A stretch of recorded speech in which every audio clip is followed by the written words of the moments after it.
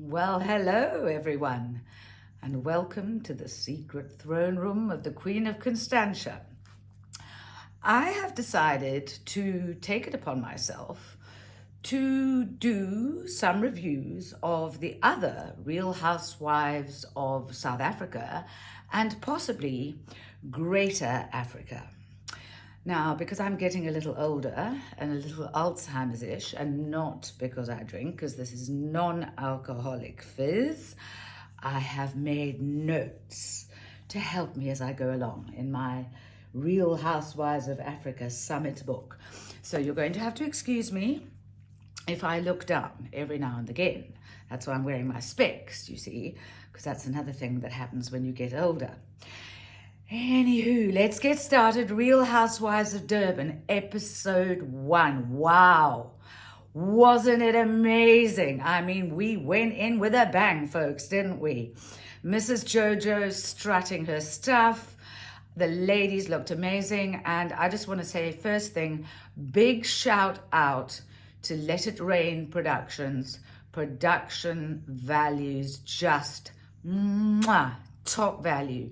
Absolutely stunning cinematography. It was just really, really brilliant.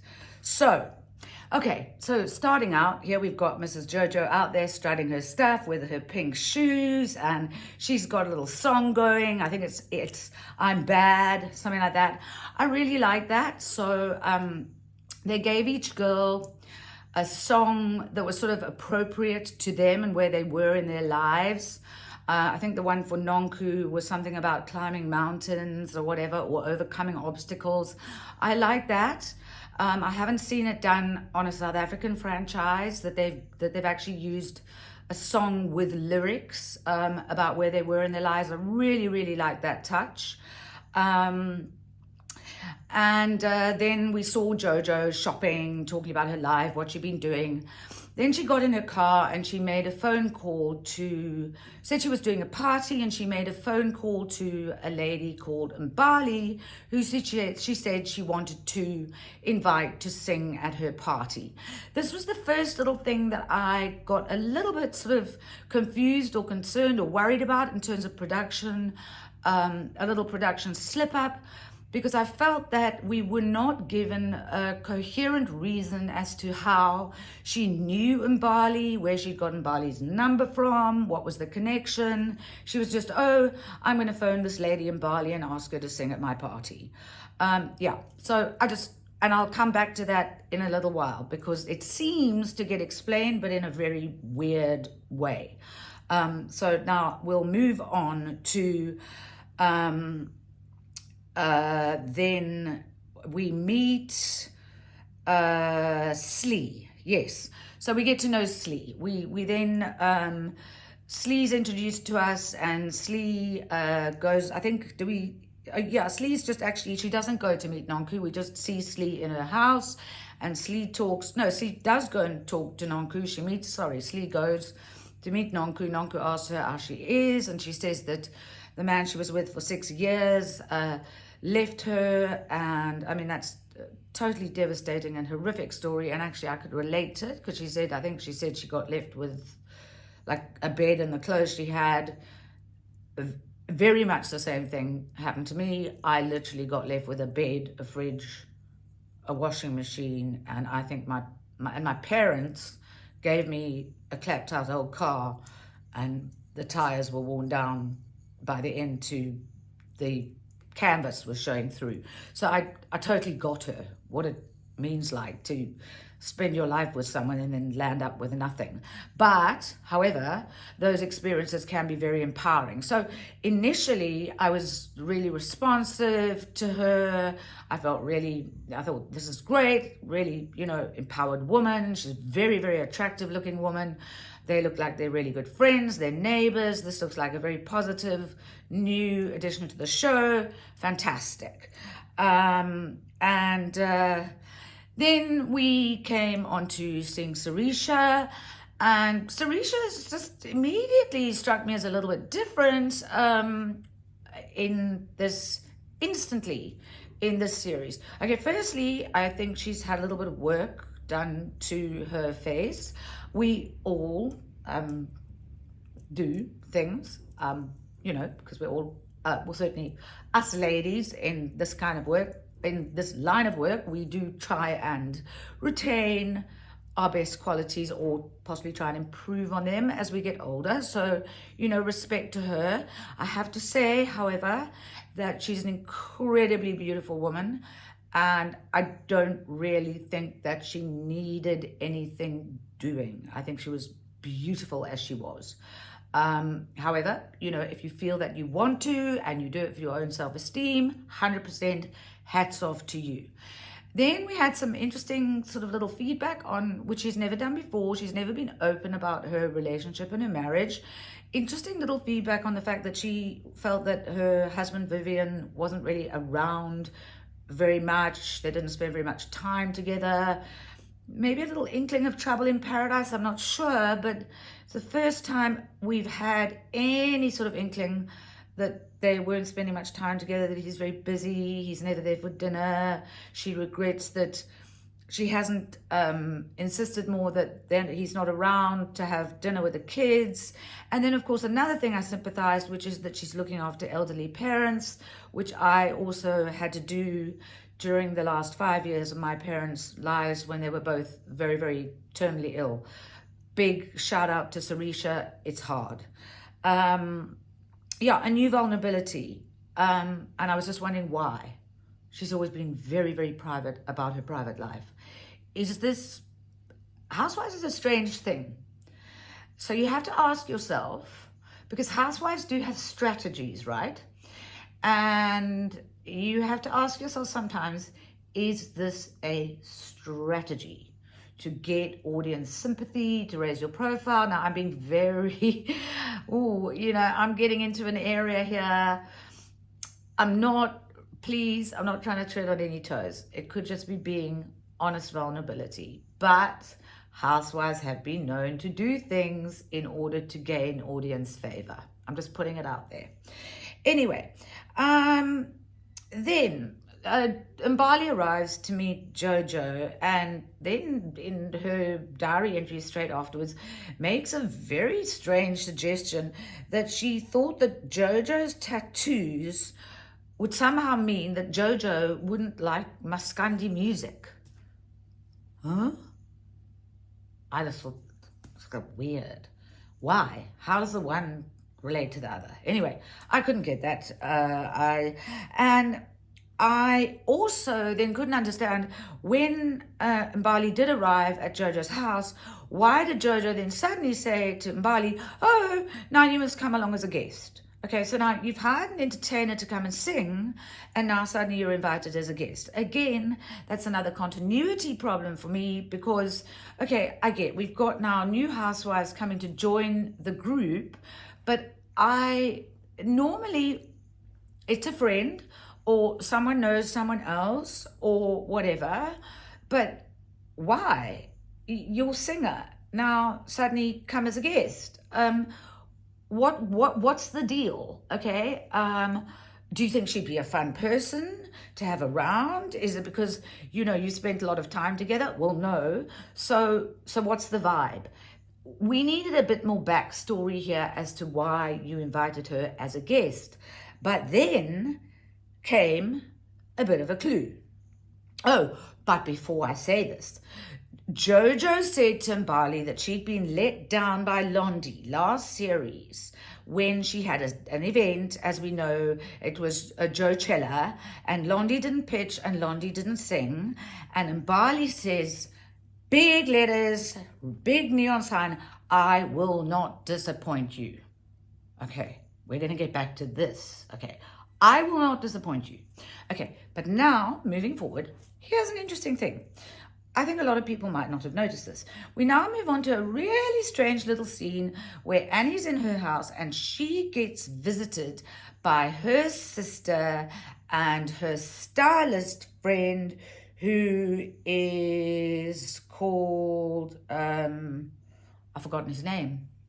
Ichi, something like that. Terrible. I'm sorry.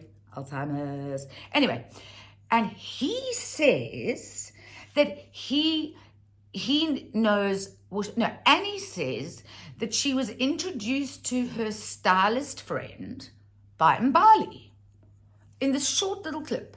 So Annie's at home, sister arrives from a flight, comes in with Annie's stylist friend and says, I was introduced to my stylist friend by the lovely Mbali. Okay, so now we've got a clue. Annie knows Mbali, and Annie got to meet her stylist friend through Mbali. Now, if somebody could have tied all these knots for us, okay, so maybe Annie suggested to Jojo that Mbali was the entertainer and Mbali might be lovely to join their group of friends, but nobody's done this. Okay, so we're busy now. The knots, for me, the crochet is starting to come together. Okay, right. But I don't understand why nobody mentioned this earlier. Anyway, so now we move on to the next really strange thing. There's an evening. Nonku's having an evening. And excuse the weird stuff going on with my specs, by the way. It's my lighting. I know I look like a kind of a weird alien. So sorry about that. My eyes. Look into my eyes. Okay, anyway. So we have Jojo, we've got Nonku, and we've got Slee, and we've got Sarisha, and Nonku says she's inviting everybody at different times. Jojo arrives. Jojo says, I'm your best friend. I'm your best white friend. They say, well, ha, ha, ha, ha, ha. And they sit down. They have a cuddle on the sofa under a blanket. And then Sarisha arrives. And she looks a bit uncomfortable that they're under the blanket together. And then there is... firstly, I want to know, why is everybody all the time now? So it's number of people. Annie has said Sarisha isn't picking up her calls. Nonku said Sarisha's not picking up her calls. I think Jojo might have said the same thing, but everybody's saying that Sarisha has been giving them a miss like a stop street. Okay. And Sarisha seems to be kind of, no, have you guys all lost my number? I wasn't doing that. Well, it's pretty clear to me that she was. Okay, I don't know. I wasn't there, but I'm getting the feeling that she hasn't been answering their calls. And then she goes, yeah, I've been a bit of a bad friend, blah, blah, blah. Okay, she's got ill elderly parents. We get it. But then just say, I'm sorry, I didn't pick up your calls. Don't go, no, you didn't phone. Okay, so that's weird. It's a bit of gaslighting. To me, that's going on. Again, ladies and gentlemen, I want to say this is my opinion. Please, it's my opinion. If you disagree with me, go wild in the comments section, okay? I'm okay, I can take it. I'm a big girl now.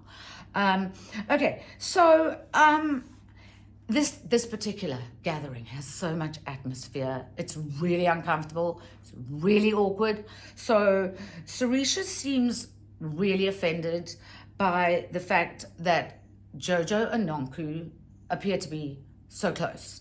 And so they're sort of like, oh, you know, we're such good friends, and, you know, but that's not to say that we're not good friends with you. And then Sarisha goes, oh, so must I go skipping around the mall holding hands with you, Nonku? And then she goes, no, but I'm not offended, you know, it's all fine. And you can see that she is. I mean, it's obvious that she's upset. She feels left out. To me, I mean, it just looks very babyish and kind of school playground-ish sort of thing for adult women. And then Nonku and Jojo then get upset because it's Annie and Sarisha got together without them being there. Oh, come on, girls. Grow up. Really? Really?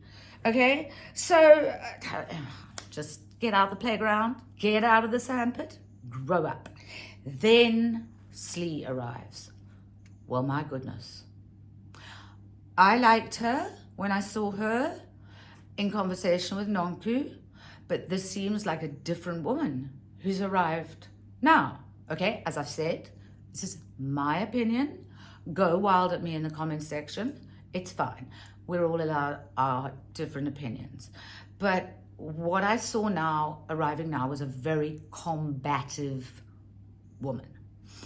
I think the combativeness comes from the fact that she has formed a preconceived notion about Jojo from what she saw of her on television in the last season. So she hasn't seen. Remember, what you see about somebody on TV is not a real person. You see a one-dimensional human being.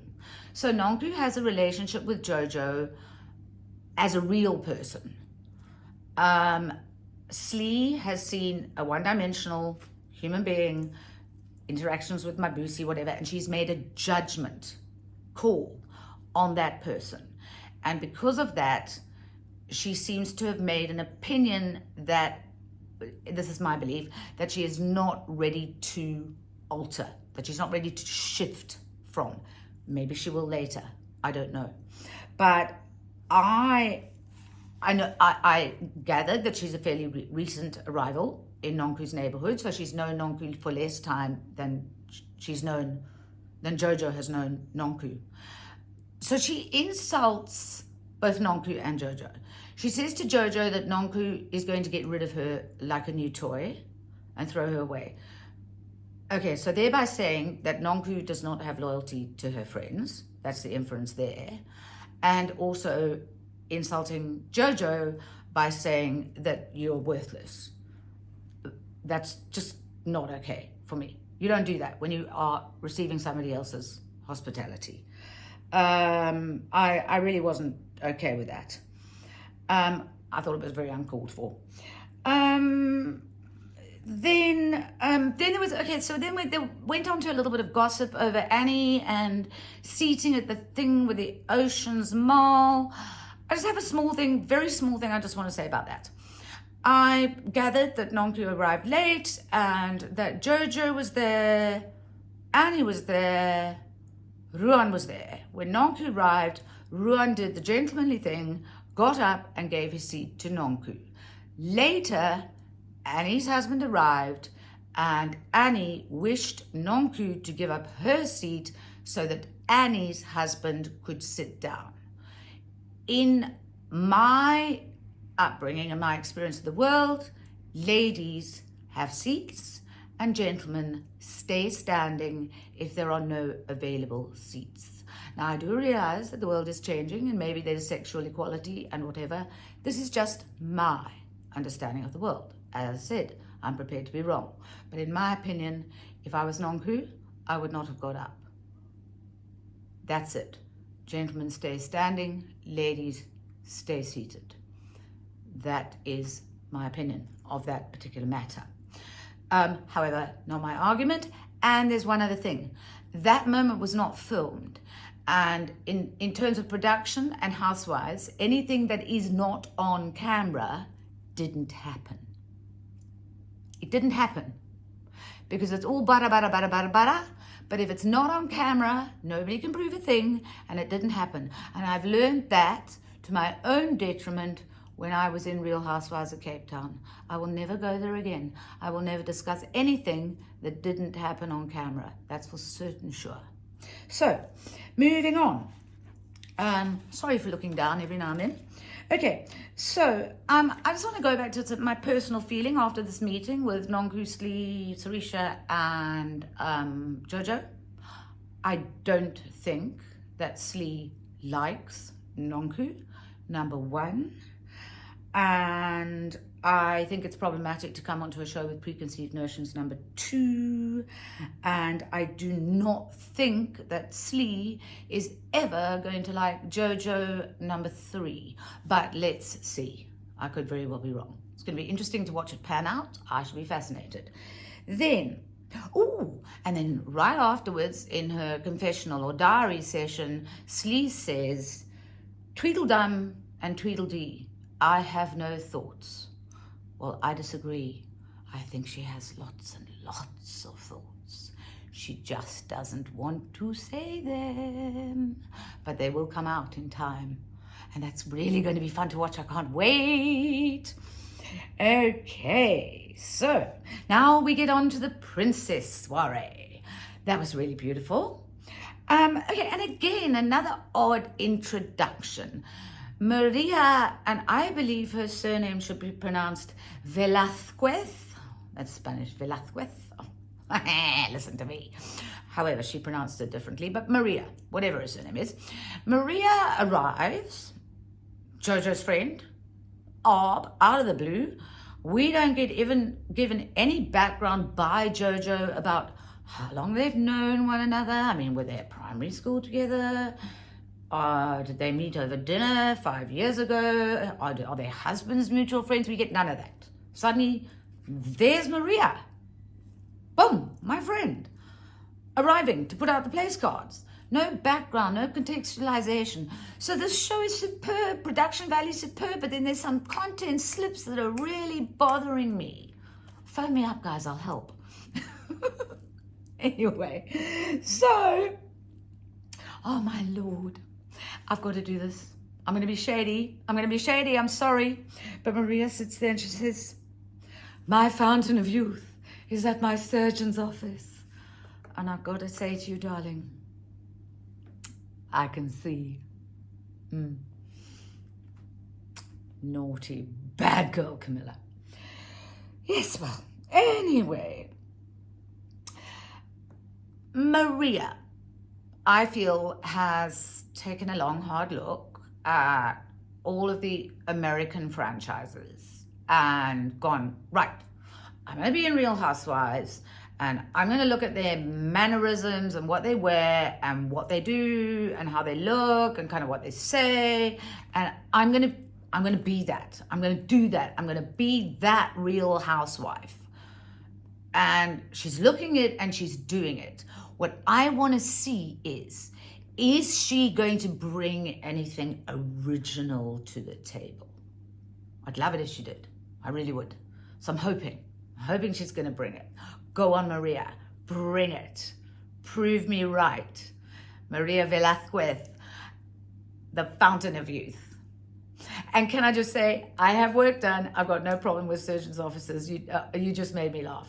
Okay? And,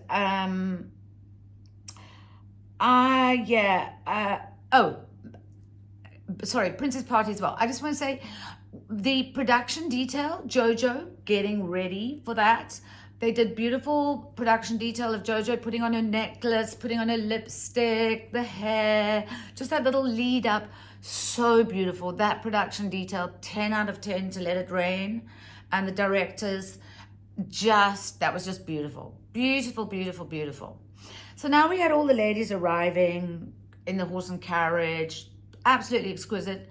And then suddenly, here comes Maria, JoJo's so-called friend, and says, oh, I've ridden in a horse and carriage before. This is nothing special to me. And I thought, can I just say, you bitch.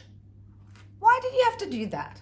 I mean, that's not even good shade. It's just unnecessary shade. This is your first episode on the show, within your first 10 minutes with your so-called friend, and you're telling her that her horse and carriage is actually just like, yeah, bleh. Why? This is your friend who invited you on.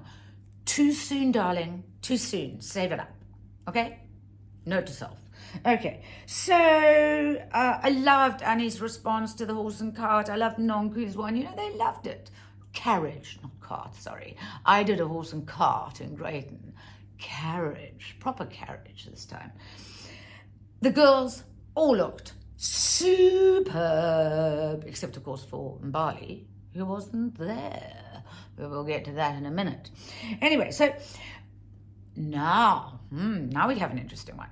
Sarisha, the new Sarisha, suddenly slopes off into the undergrowth with Slee and starts to form an alliance. And I'm going, an alliance with Slee this early on? What on earth is she up to? What on earth is she up to? What do I think is going on?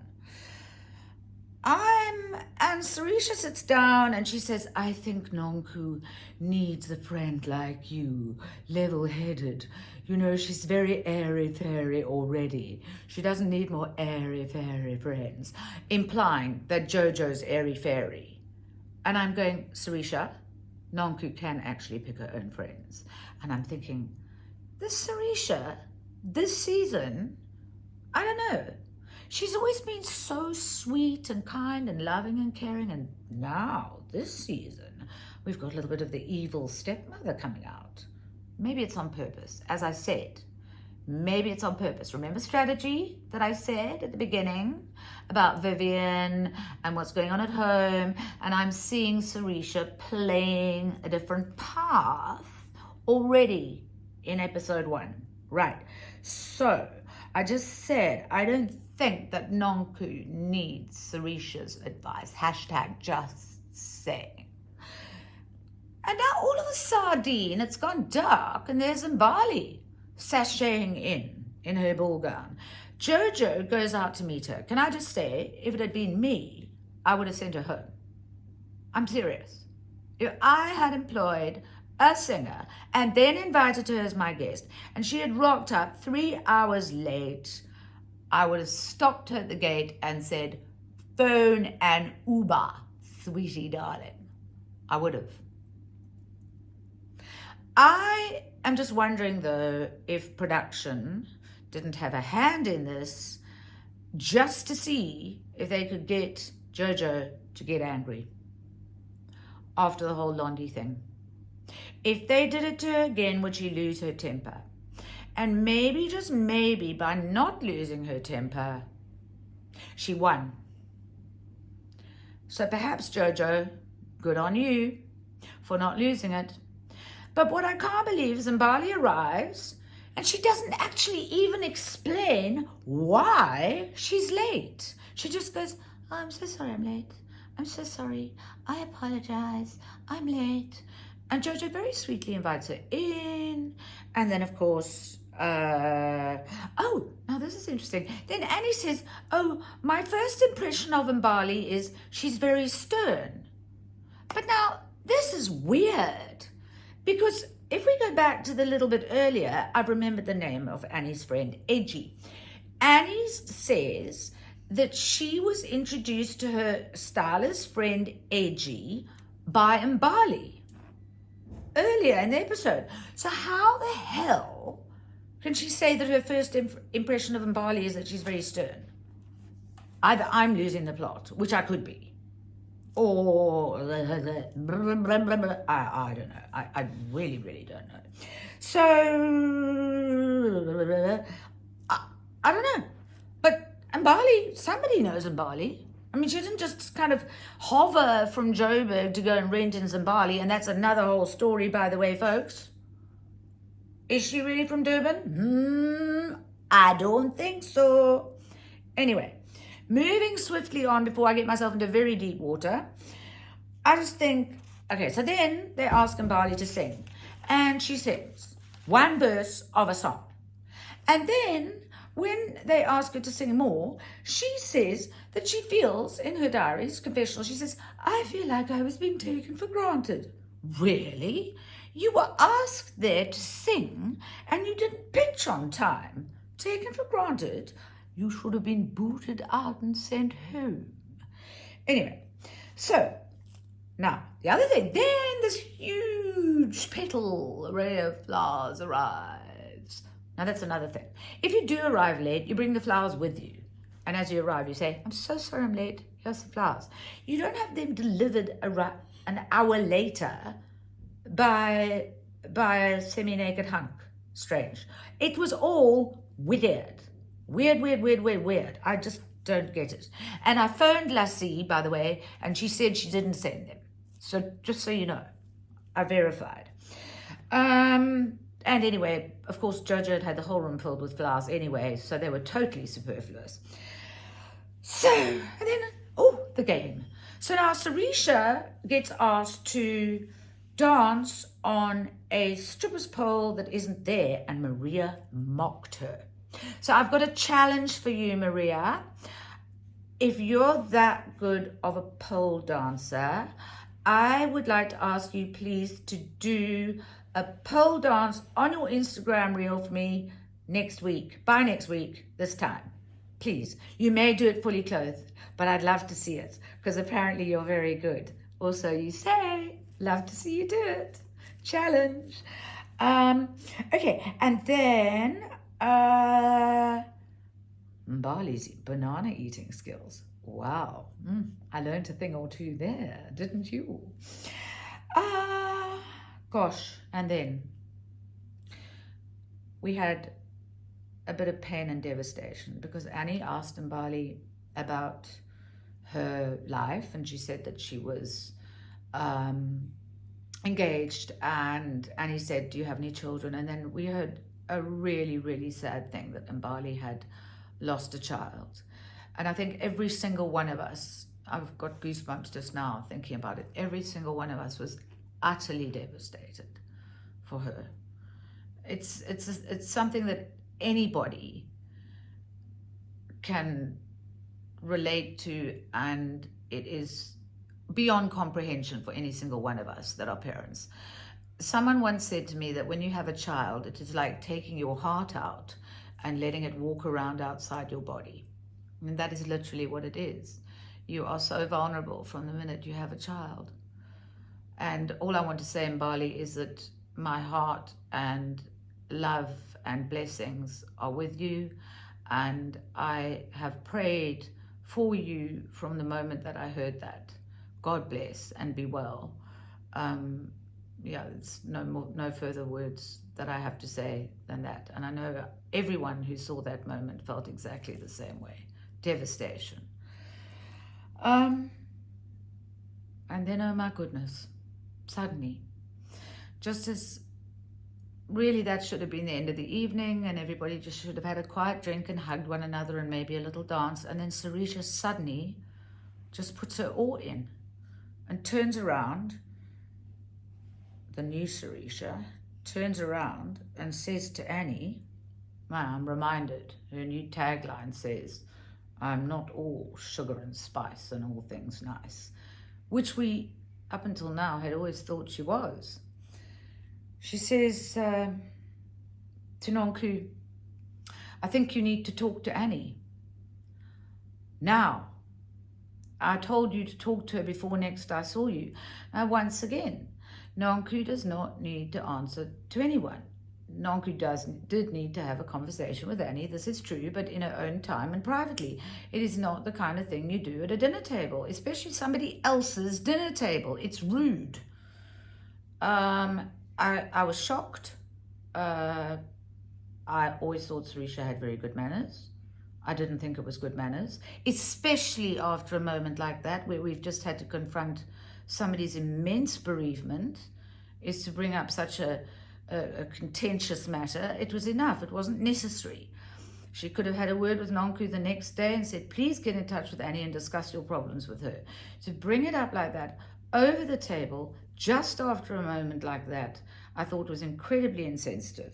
So, and then suddenly Slee joined in with Sarisha, you need to speak to Annie, and, you talked about it, and you must talk to her about why you wouldn't move out of the chair at Ocean's mom. I'll say again, I really feel that this discussion should have happened in a private place between Nonku and Annie. It was not up to Sarisha to bring it up at that moment. As I said, if you disagree with me on any of my comments or opinions, please feel free to put it all in the comment section below. There is much drama to come, no doubt, next week. Please, please, please do me a favor and hit the subscribe button. Smash the like button. And press the bell button to be reminded when I post further content. I will also be reviewing Real Housewives of Cleaba, GQ. Yes, did I say that properly? I've got to practice it. Cleaba. I've got to get it right. Cleaba. Okay, guys. Cleaba. I'm going to do it enough times and get it right, I promise you. Okay, I hope you have enjoyed this evening with me. Thank you very much for taking the time out to listen and have fun with me. I've had fun with you. Love you a lot. Bye.